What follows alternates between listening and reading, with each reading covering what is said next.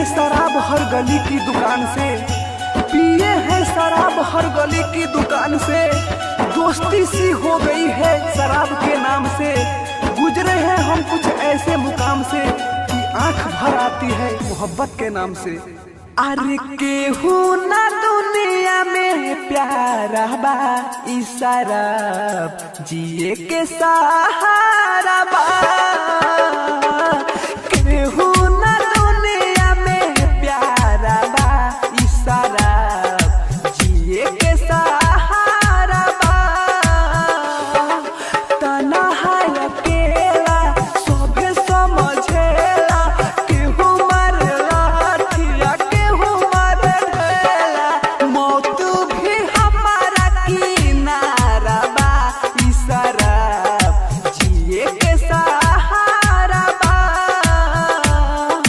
केहू ना दुनिया में प्यारा बा, ई शराब जिए के सहारा बा।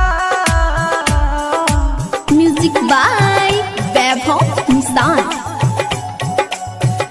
Mix by Pallavi recording studio Mathiya मोड़।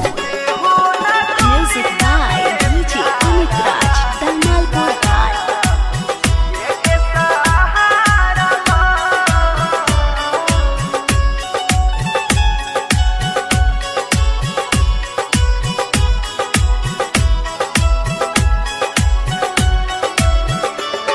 दूसरा के जिंदगी में जकनाया हो गइल, हमरा से जाने ऊ पराया हो गइल।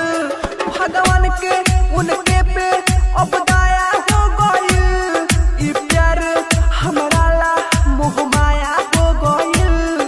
सूरज चांद के जवन बाटे रीत हो, ऐसा नहीं रहे हमन के प्रीत हो।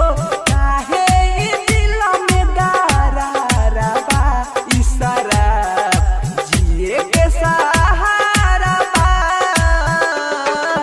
केहू ना दुनिया में प्यारा बा, ई शराब जिए के सहारा बा।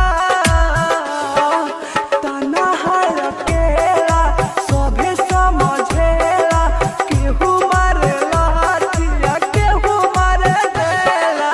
मौत भी हमारा किनारा बा, ई शराब जिए के सहारा बा। केहू ना दुनिया में प्यारा बा, ई शराब जिए के सहारा बा। Mix by Pallavi recording studio Mathiya मोड़।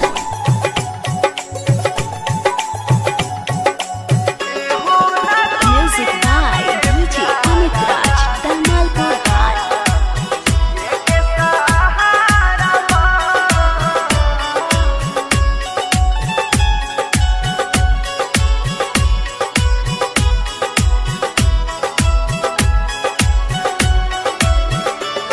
जब लागे मिट हो गइल हया जपीत, धोखा में पड़ गइले अकेला है अमर जीत। ई कैसन लागल